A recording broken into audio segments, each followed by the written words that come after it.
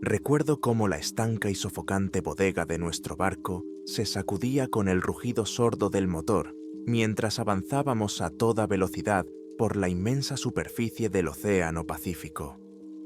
Las olas se levantaban una y otra vez contra los costados y cada golpe era como un escalofrío que me recorría la espalda, recordándome que nos dirigíamos hacia un punto que no existía en ningún mapa. A nuestro alrededor solo había agua brillante y el silencio sofocante de las ondas de radio. Quizás sea solo un error de los satélites, pensaba yo, pero una extraña sensación de inquietud se apoderaba de mí con cada milla que pasaba. Parecía que la propia naturaleza nos advertía que no desembarcáramos en la isla, a la que, en contra de todo sentido común, nos atraía una curiosidad insuperable. Soy Lewis Cannon, oceanógrafo con 15 años de experiencia. A lo largo de mi vida he estado en los lugares más impredecibles.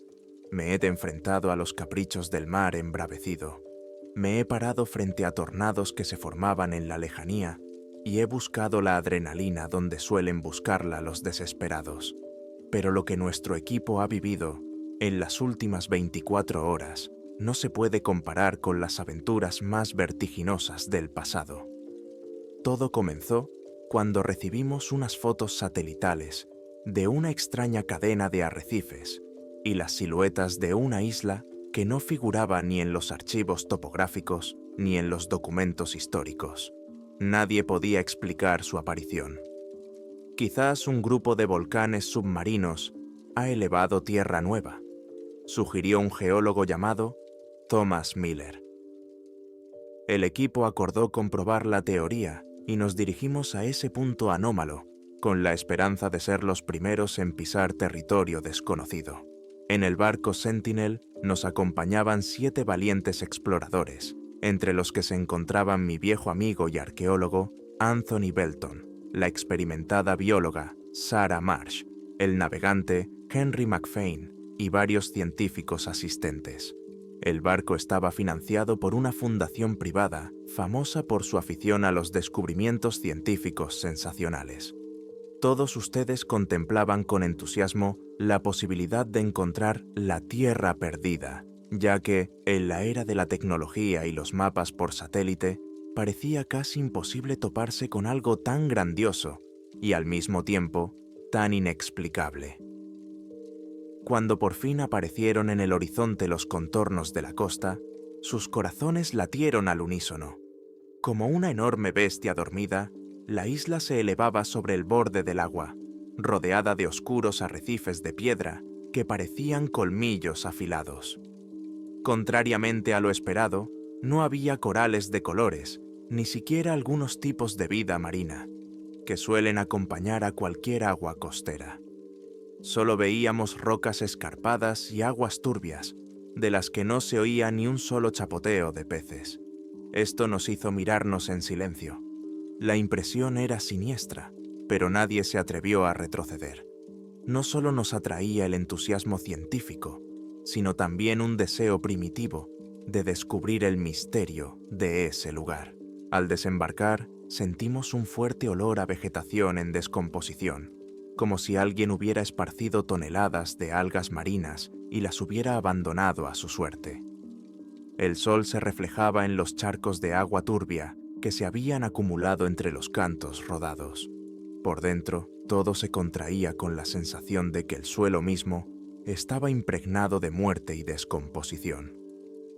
Sarah sacó los tubos de ensayo y comenzó inmediatamente a recoger muestras de tierra.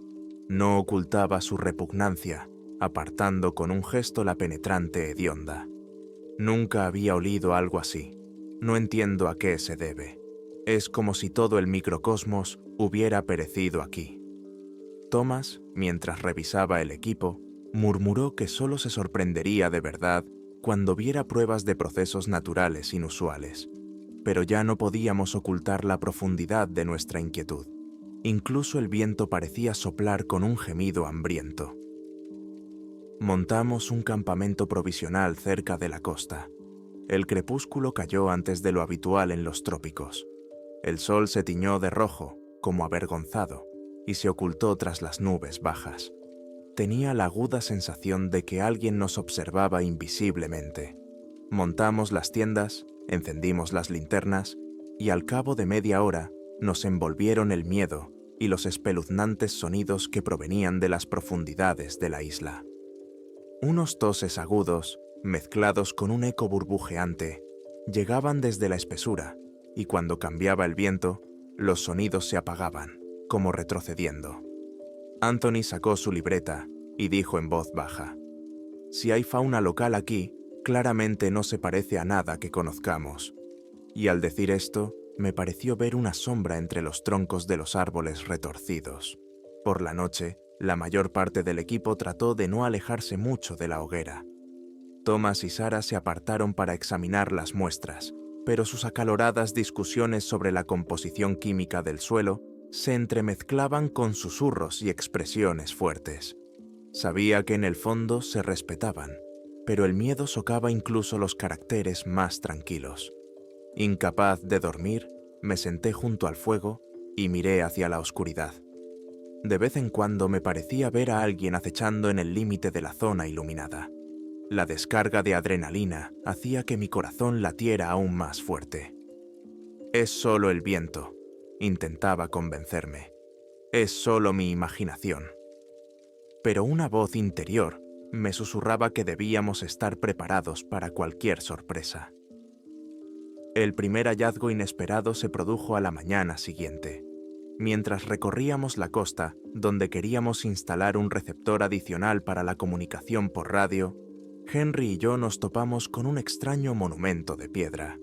La roca, como si alguien la hubiera tallado a partir de un enorme cantón, se elevaba casi 3 veces la altura de una persona.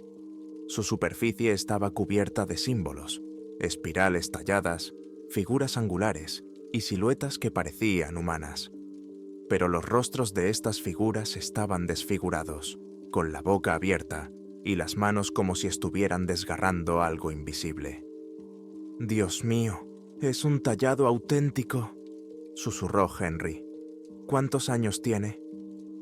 Pasé la mano por la piedra. El dibujo parecía antiguo, pero no tan desgastado como cabría esperar de unas representaciones rupestres de este tipo. Parecía que lo habían conservado o renovado con el paso del tiempo. «No puede ser», dije con el corazón en un puño, «porque según los mapas solo hay océano en muchos kilómetros a la redonda». Pero el hecho era un hecho. Alguien había vivido, o vivía, en la isla, cuidadosamente oculta del mundo exterior. Regresamos al campamento con la inquietante noticia. Anthony, como arqueólogo, se emocionó muchísimo. Sus ojos brillaban literalmente cuando se enteró de los símbolos tallados. Nos convenció para que fuéramos con él a explorar el terreno. Sarah, por el contrario, parecía asustada y decía que primero había que terminar los análisis del agua y del suelo antes de adentrarse en la isla. ¿Y si hay alguna forma de vida patógena que pueda ser peligrosa?, preguntó con recelo. Pero el entusiasmo de Anthony era contagioso. Decidimos dividirnos.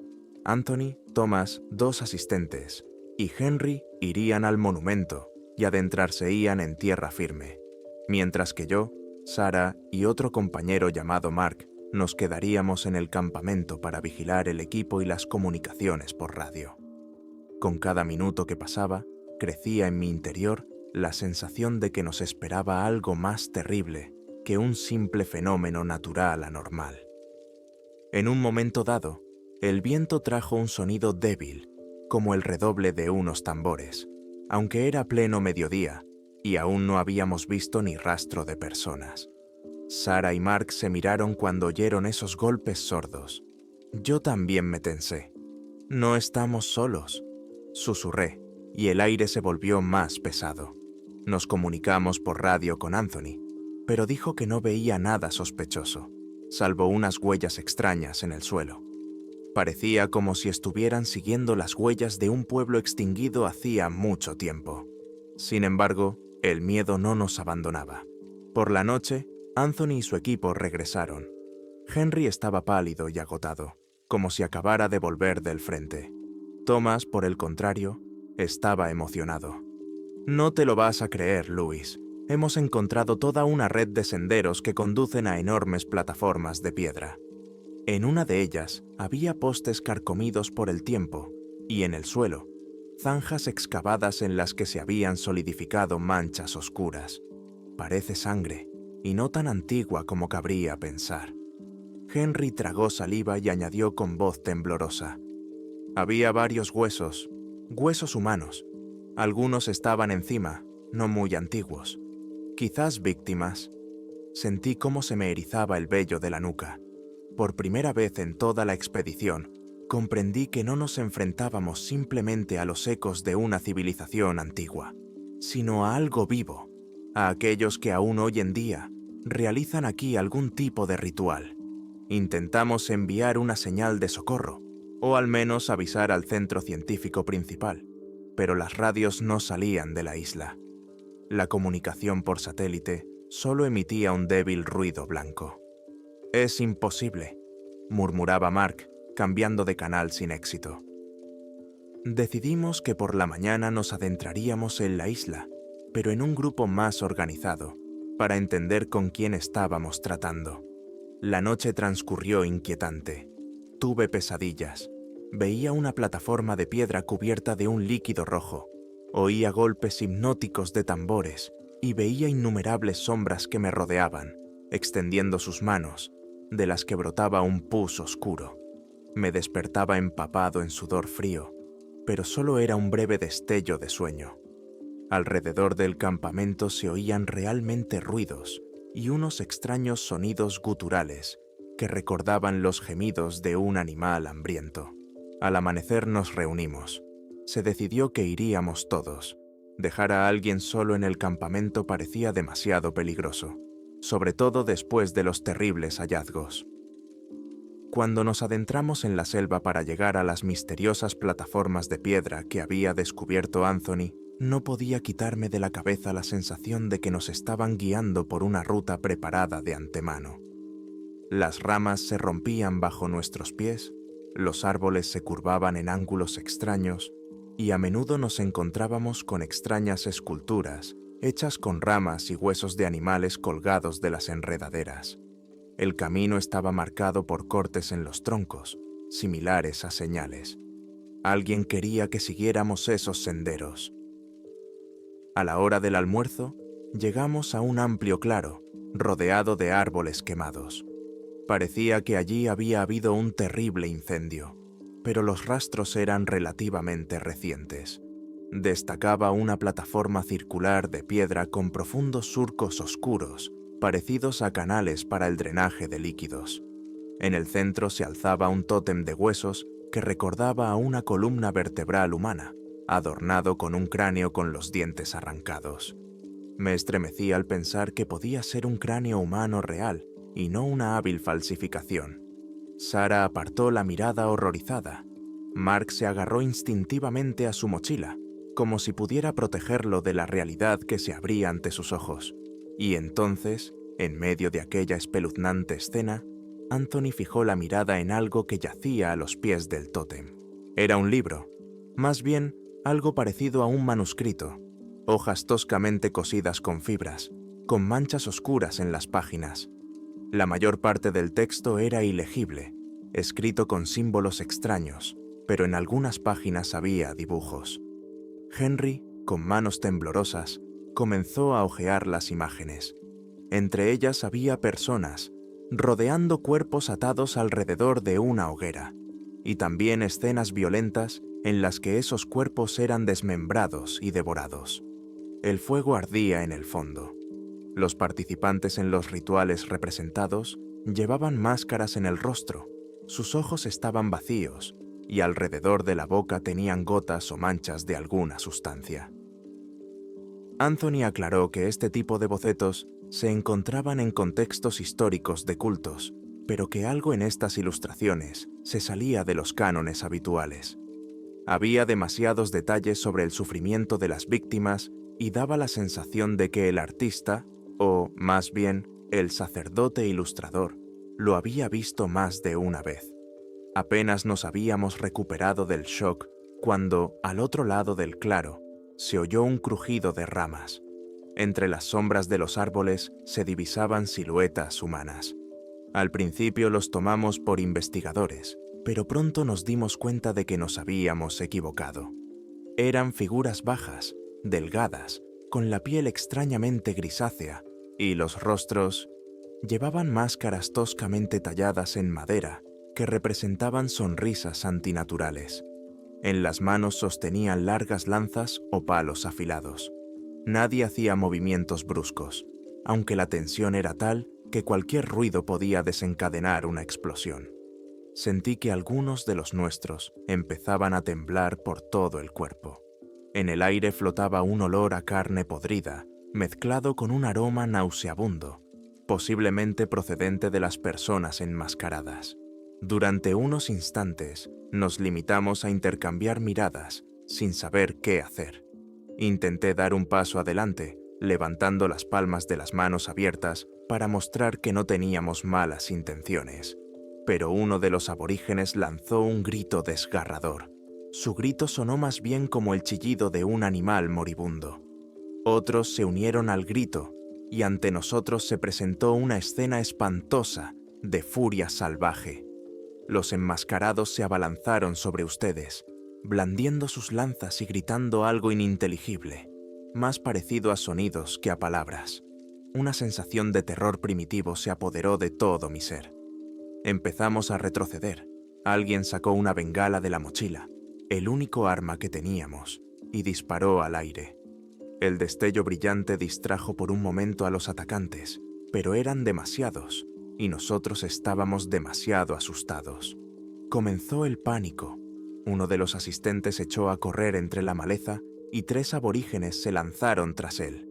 Oí gritos que se interrumpieron con un fuerte jadeo. Sara, temblando, me tiraba de la mano, susurrando: «Vámonos, vámonos». Nos dimos la vuelta y echamos a correr junto con Anthony y Thomas. Henry se quedó un poco atrás, cubriéndonos, pero vi como una de las lanzas silbaba por encima de su hombro y se clavaba en el suelo a pocos pasos de mí. Una escena tremendamente salvaje se desarrollaba ante mis ojos. Algunas de esas criaturas se movían a 4 patas, como animales, emitiendo sonidos guturales, y trataban de rodearnos. Apenas logramos abrirnos paso entre la espesura, me volví y vi que 5 aborígenes con antorchas nos perseguían con furia, blandiendo sus armas. Corríamos por senderos sinuosos, estirándonos en fila, tropezando con raíces de árboles y restos de ramas. El corazón me latía tan fuerte que parecía que iba a salirse del pecho. Anthony, tras caer 2 veces, logró conservar el manuscrito en sus manos, apretándolo contra el pecho como si fuera el tesoro más preciado. Estuve a punto de gritarle que soltara ese maldito manuscrito, pero sabía que podía ser la única clave para comprender esos horribles rituales, y tal vez para salvarnos, si es que había algún punto débil o alguna condición ritual. Pero era difícil seguir corriendo. Nadie sabía el camino, ya que, al parecer, nos adentrábamos cada vez más. La luz casi había desaparecido por encima de nuestras cabezas, solo algunos rayos de sol se filtraban a través de las densas copas. Me parecía que nuestros perseguidores estaban a punto de alcanzarnos. Uno de los ayudantes fue el más desafortunado. Se quedó un poco rezagrado y 2 criaturas se abalanzaron sobre él, derribándolo. Su grito resonaba en mis oídos y yo, incapaz de ayudarlo, seguí corriendo, porque cualquier intento de detenerme me habría condenado al mismo destino. No estábamos en igualdad de condiciones. Ellos conocían la selva, sabían orientarse perfectamente, y nosotros éramos unos extraños allí, sin nada a lo que agarrarnos ni en lo que apoyarnos. Cuando llegamos al río, nuestras piernas literalmente se doblaban por el cansancio, y los gritos aún resonaban en nuestros oídos. Tuvimos suerte de que el río fuera poco profundo y pudimos cruzarlo rápidamente, a vado. En un momento dado, vi que una de las criaturas se detuvo en la orilla y gritaba algo, señalándonos. No entendía su idioma, pero supuse que eran amenazas. Parecían tener miedo al agua o verse obligadas a buscar un camino alternativo. La noche nos sorprendió en una zona pantanosa, donde el aire estaba impregnado de humedad y el hedor del agua estancada. Allí crecían árboles retorcidos con largas raíces aéreas, y decidimos refugiarnos en su sombra para recuperar el aliento. Quedábamos 6, yo, Anthony, Sarah, Thomas, Henry y Mark.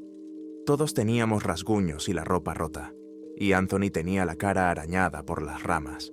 El silencio que nos rodeaba era tan oprimente que podíamos oír nuestra propia respiración. Finalmente pregunté, ¿quiénes son estas personas? ¿O son personas? Nadie sabía la respuesta, pero Thomas, que estaba estudiando las inscripciones que se conservaban en el manuscrito, comenzó a leer la traducción con aire sombrío, recordando símbolos similares de textos antiguos: fiesta de la carne, ofrenda de comida a los espíritus, preservación de la vida a través del consumo. Sentí que se me revolvió el estómago.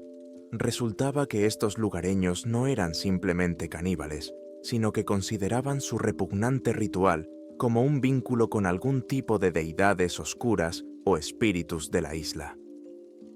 Apenas pudimos recuperar el aliento, oímos un gorgoteo detrás de nosotros. El agua en las profundidades del pantano se había puesto en movimiento. Tuve tiempo de pensar que podría ser un cocodrilo o un reptil gigante, pero resultó ser algo mucho más aterrador. Sobre la superficie comenzaron a aparecer máscaras esqueléticas, cabezas o rostros cubiertos de barro y ramas que se elevaban sobre el agua y nos miraban con ojos fríos. Vimos cómo estas criaturas salían lentamente, agarrándose a las raíces. La arcilla húmeda se deslizaba por sus cuerpos, dejando al descubierto su pálida piel. No había duda de que se trataba de los mismos aborígenes caníbales. Quizás nos habían alcanzado antes de lo que pensábamos, o nos habían rodeado por algún sendero secreto. El miedo nos invadió con una nueva oleada. ¡Corran!, gritó Sarah, y volvimos a salir corriendo sin saber a dónde nos llevaría ese camino. Tras atravesar un terreno pantanoso, llegamos a una zona elevada, donde el suelo era más firme. Contra el fondo del cielo oscurecido, vimos las siluetas de construcciones de piedra y madera entrelazadas con enredaderas. Parecía que habíamos llegado a una aldea real o a un asentamiento religioso. En la penumbra creciente se veía que las construcciones estaban dispuestas en semicírculo alrededor de una gran hoguera en la que aún crepitaban las brasas. El lugar estaba desierto, así que decidimos arriesgarnos y echar un vistazo. Quizá había allí barcas o provisiones que nos ayudaran a volver a la costa. Thomas supuso que los nativos podrían tener una canoa o algo similar. Nos acercamos a la cabaña más grande, hecha de ramas entrelazadas y bloques de piedra. De allí emanaba un hedor nauseabundo, una mezcla de carne quemada y descomposición. En la entrada inclinada yacían huesos roídos y restos mutilados. El espectáculo era tan repugnante que Sarah no pudo contenerse y se volvió con un gemido, tapándose la boca.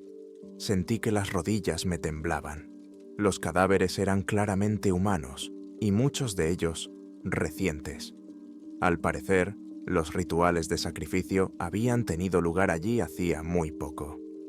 ¿Ellos se comen a sus propios compañeros?, susurró Henry.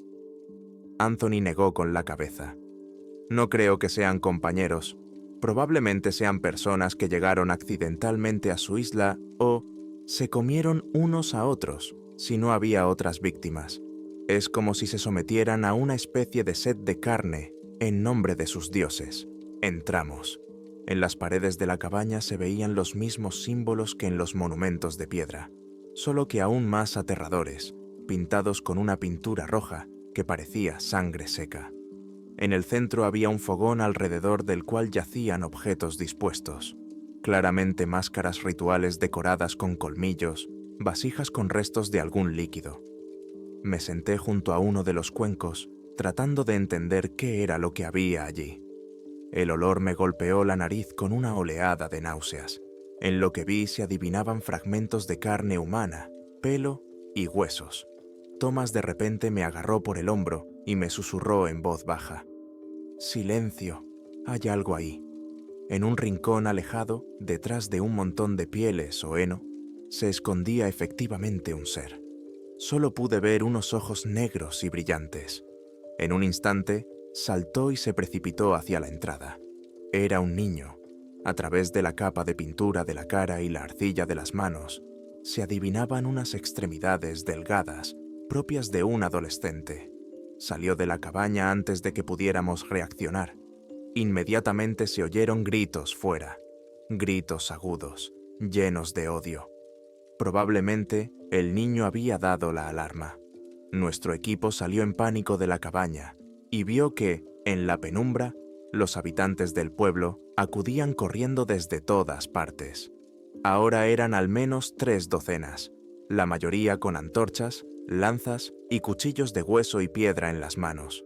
Nos encontrábamos en medio de ese círculo repugnante.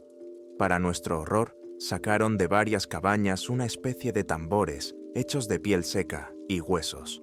Empezaron a golpearlos, creando un ritmo sordo que calaba hasta los huesos.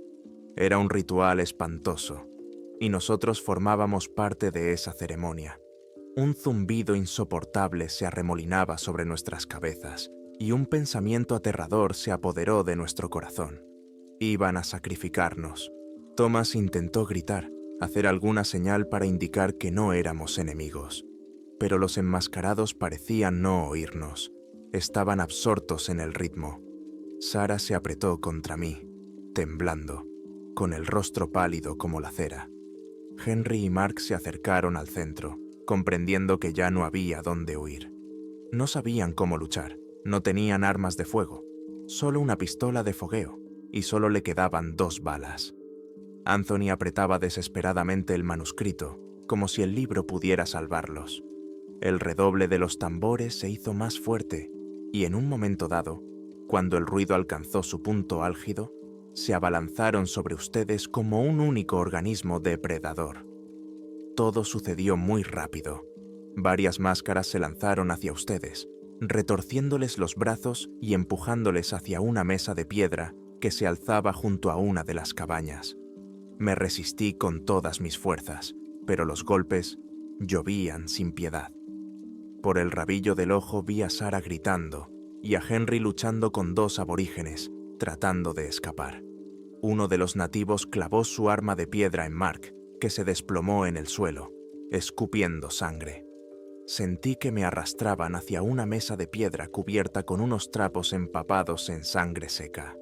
Me tiraron al suelo y me ataron las manos a la espalda. Las figuras que me cautivaban emitían gritos entrecortados que parecían llevarles al éxtasis. Un instante más y un cuchillo de piedra pasó silbando por encima de mi cabeza. Empecé a luchar presa del pánico, consciente de que los últimos segundos de mi vida estaban llegando a su fin. Pero entonces el aire estalló en un destello brillante. Sarah, sin perder la compostura, disparó una bengala directamente contra la multitud. La bengala encendida golpeó a los aborígenes más cercanos, quemándoles parte de la ropa y el pelo. Gritaron y retrocedieron, salieron chispas y se produjo un breve caos. Ese momento fue suficiente para que Anthony y Thomas me alejaran de la piedra. Vi a Henry, estaba herido y cojeaba, pero aún podía moverse. Salimos corriendo del lugar, atravesando la multitud sumida en un caos febril.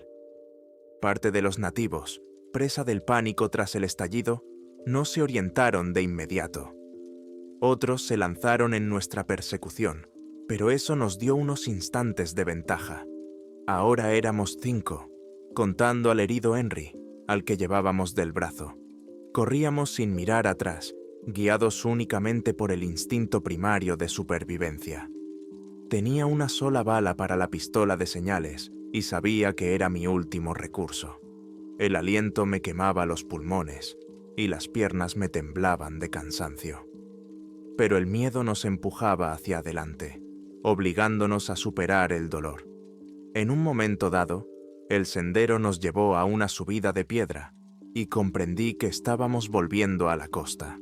Esperaba que pudiéramos llegar a nuestro campamento, donde habíamos dejado las provisiones, e intentar huir en el Sentinel. Si el barco seguía anclado y no se había movido. Si los nativos no habían llegado allí antes que nosotros.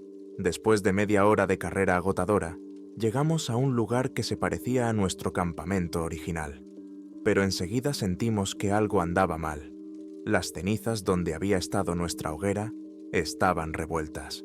Las tiendas, el equipo, las cajas con las provisiones, todo estaba esparcido y parcialmente destruido. Por todas partes había trozos de tela y papel. Algunos aparatos estaban rotos, la radio destrozada. Y lo más horrible, en las ramas cercanas al campamento, alguien había colgado fragmentos de cadáveres que, a juzgar por todo, pertenecían a los ayudantes que no habían conseguido escapar. Un trofeo siniestro que dejaba claro que cualquier intruso en la isla correría la misma suerte. Casi vomito, y Henry, tambaleándose, se agarró al mástil caído para no caer. Nos separaban del Sentinel aún 1,5 millas a lo largo de la costa. No lo veíamos desde nuestra posición, pero esperábamos que los nativos no llegaran al barco o que simplemente no supieran cómo acercarse a él. Nos atormentaba una pregunta. ¿Cómo íbamos a escapar si estábamos rodeados por esa comunidad sanguinaria que claramente nos superaba en número? Sara, agarrándose a mi mano, dijo con voz temblorosa: «Podemos salir de aquí. Solo tenemos que llegar al bote y zarpar». Thomas asintió con la cabeza. En los camarotes hay radios, bengalas y armas por si nos atacan los piratas. Lo importante es llegar allí sanos y salvos. Pero el principal peligro era que, al parecer, los aborígenes ya habían comenzado a reunirse en la costa. Vimos humo de hogueras y oímos el sonido lejano de tambores. Abriéndonos paso por una estrecha franja rocosa entre el agua y los acantilados, intentábamos no bajar la guardia. Cada paso podía ser una trampa. A menudo, fragmentos de roca en forma de colmillos sobresalían bajo nuestros pies y podían provocar lesiones graves. Henry respiraba con dificultad. Tenía una herida en la pierna causada por una lanza, pero él seguía adelante obstinadamente. En un momento dado, vimos tras otra curva una franja de playa y en ella el Sentinel anclado. El barco estaba intacto, salvo por la bandera arrancada que ondeaba en el mástil izquierdo. Una chispa de esperanza se encendió en mi pecho. Solo quedaba llegar al bote. Aceleramos el paso y llegamos a la arena. Pero desde el otro lado de la playa se oyeron gritos roncos. Un grupo de caníbales corría hacia nosotros. Sus ojos, los que no llevaban máscaras, ardían con una especie de locura primitiva y en sus manos sostenían antorchas y lanzas. Nos pareció que eran al menos una decena. «¡A la lancha!», gritó Thomas, y corrimos hacia el agua. El primer aborigen lanzó su lanza, que se clavó en la arena junto a la pierna de Anthony, lo que le hizo dar un salto convulsivo hacia un lado. Sara agarró un remo que alguien de la antigua tripulación había tirado cerca de la orilla y empezó a blandirlo, tratando de mantener a raya a los enemigos. Recordé la pistola de bengalas, me di la vuelta y disparé mi último tiro contra los atacantes.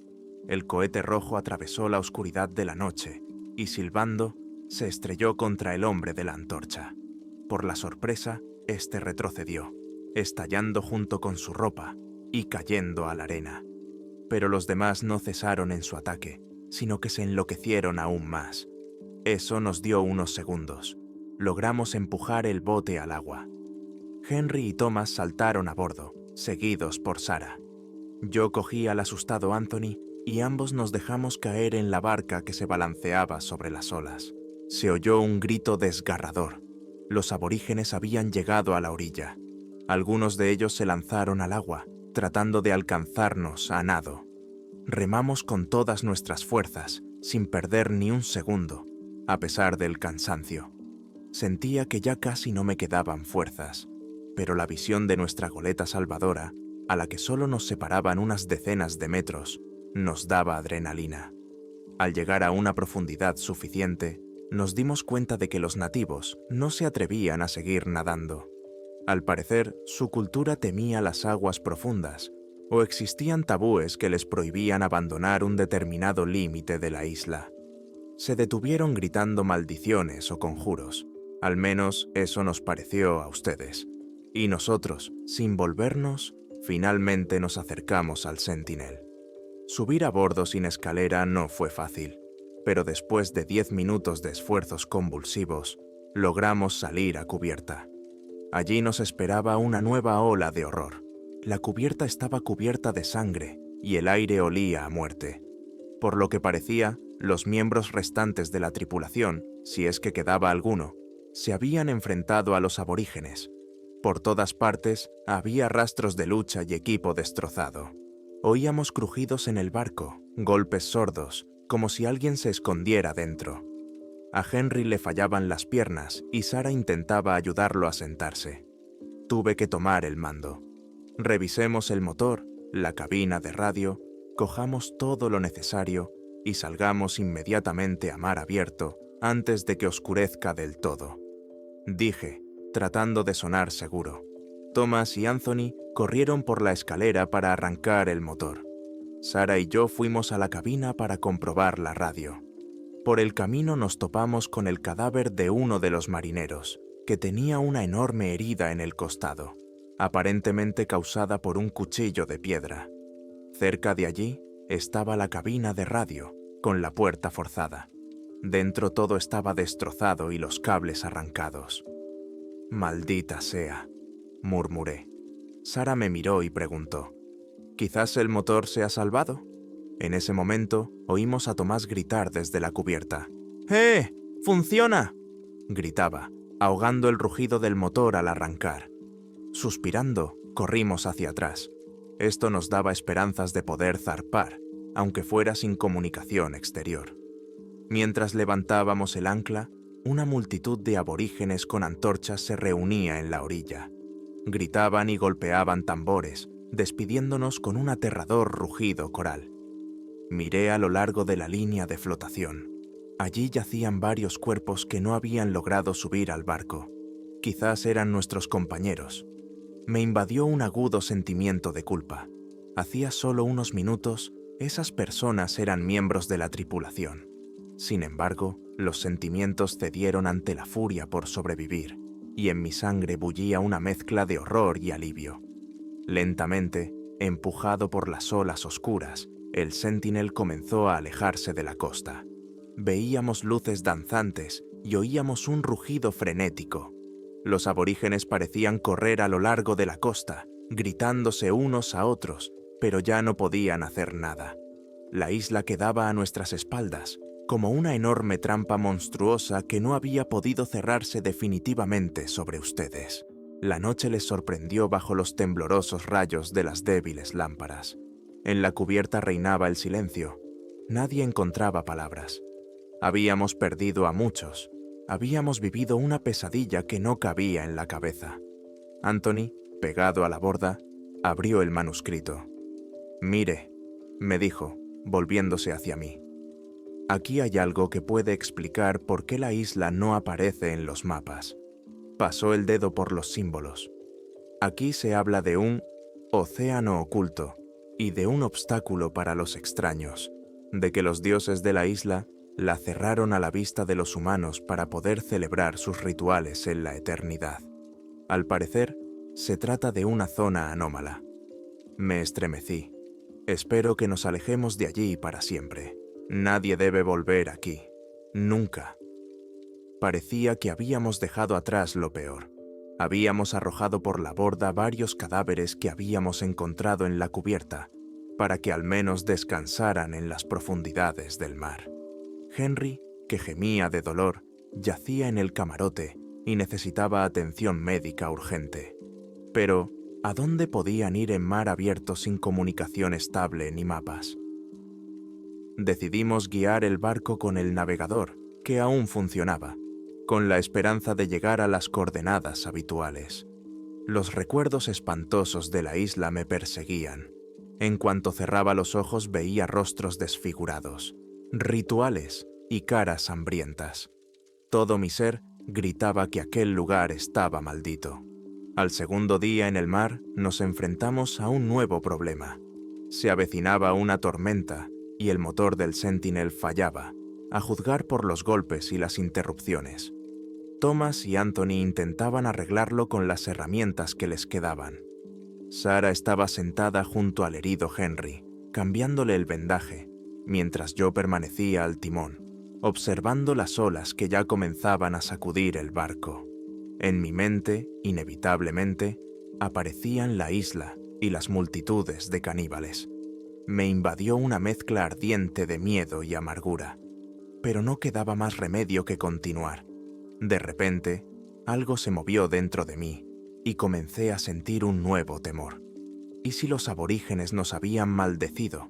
¿Si no podíamos encontrar el camino de vuelta? Esa isla se había borrado del mapa. Tal vez ahora nos estaba arrastrando de vuelta a su oscura boca. Aparté esos pensamientos, tratando de aferrarme a la lógica. La tormenta se desató con fuerza. Las olas, formando un muro, intentaban volcarnos. El viento aullaba, rasgaba las velas y vibraba en los aparejos. Los mástiles crujían como ancianos cansados. Las mamparas temblaban. Hacíamos todo lo posible por mantener el rumbo y evitar que el barco se volcara. Un estruendo ensordecedor rasgaba el cielo y los relámpagos iluminaban la cubierta inundada. En un momento dado, me pareció ver entre las olas siluetas familiares, exactamente iguales a las máscaras talladas.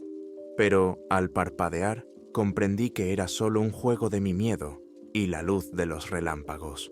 La tormenta arreciaba sin piedad, pero sobrevivimos, aunque el Sentinel quedó bastante maltrecho y perdió el motor izquierdo, que quedó definitivamente fuera de servicio. Cuando la tormenta amainó, nos encontramos en un espacio neblinoso. No se veía nada fuera del barco, ni la línea del horizonte, ni el sol. Solo una cortina húmeda y el silbido viscoso de las olas. Thomas, secándose la frente con angustia, dijo: «No tengo ni idea de dónde estamos.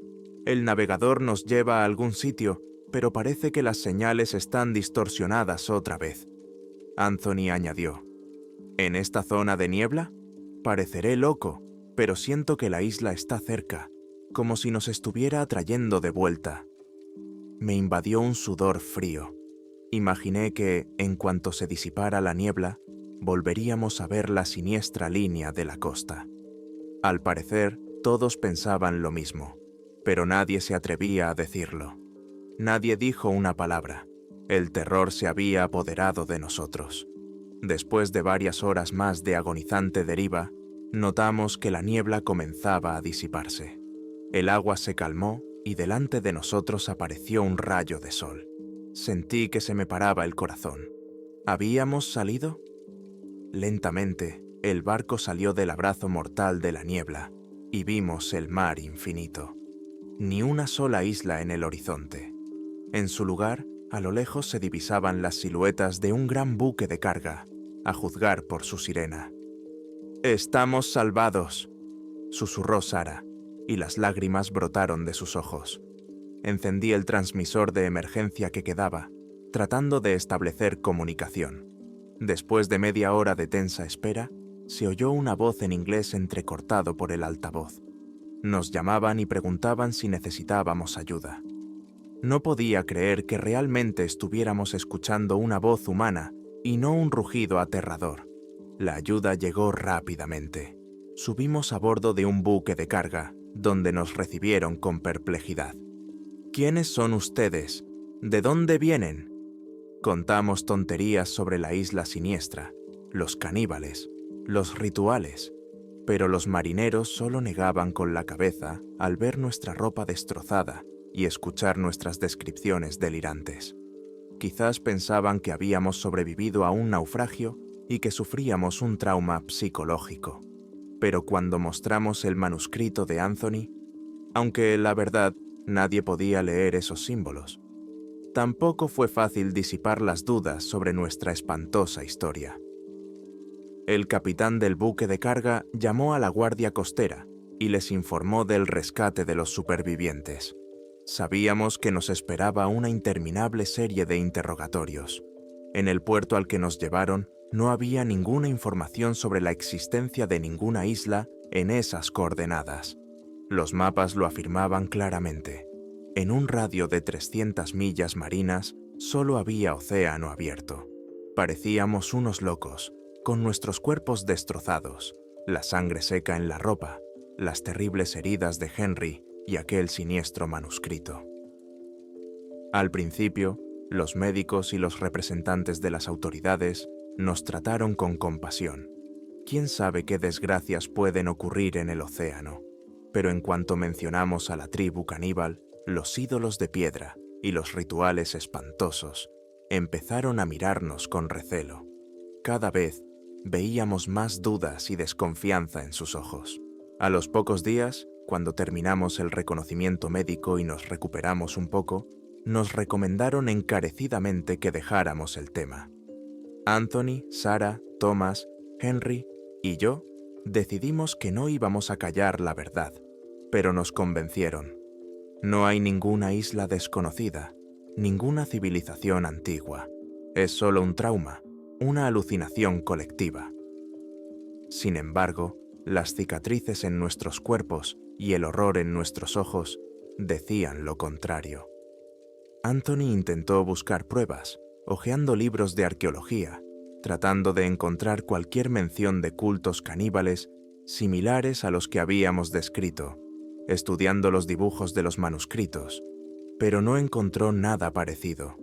Pronto, nuestro barco de investigación, el Sentinel, también fue declarado inadecuado. Se canceló y todos los planes de la expedición fueron clasificados como secretos por la fundación que los financiaba. Daba la impresión de que alguien quería deliberadamente que nuestra historia cayera en el olvido. Cada uno de ustedes recibió una indemnización considerable y la petición de no difundir inventos. Henry, gravemente herido y además con mucha pérdida de sangre, aceptó guardar silencio, solo para olvidar lo que había visto.